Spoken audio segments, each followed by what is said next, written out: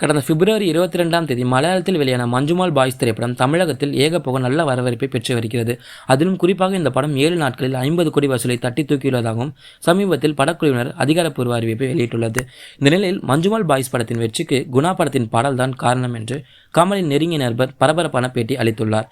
தற்போது எங்கு பார்த்தாலும் மஞ்சுமால் பாய்ஸ் படத்தின் பேச்சு தான் ரொம்ப அதிகமாக போயிட்டு இருக்கு. கேரளாவில் மஞ்சுமால் என்ற பகுதியில் இருந்து கொடைக்கானலுக்கு சுற்றி வரும் 11 நண்பர்களில் ஒருவர் குணா குகையில் சிக்கிக்கொள்கிறார். அவர் எப்படி மீட்கிறார் என்பதுதான் படத்தின் கதை.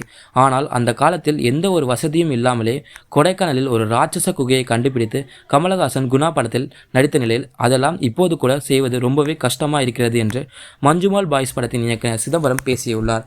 இது மட்டும் இல்லாமல் இந்த படத்தின் குணா படத்தில் இடம்பெற்றுள்ள கண்மணி அன்போடு காதலன் என்ற பாடல் இடம்பெற்றதும் தமிழகத்தில் இந்த படத்திற்கு நல்ல ரெஸ்பான்ஸ் கிடைப்பதற்கு காரணமாக அமைந்தது.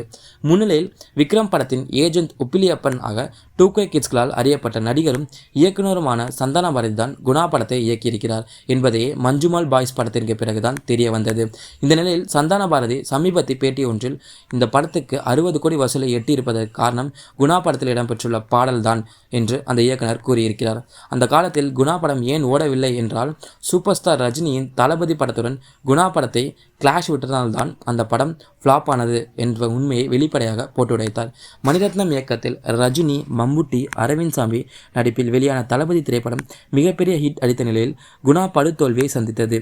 ஆனால் கமலஹாசனின் முயற்சிக்கு பல ஆண்டுகளுக்கு கழித்து தற்போது பலன் கிடைத்ததற்கு எனக்கு மிகுந்த சந்தோஷம் என்று சந்தான பாரதி தெரிவித்துள்ளார்.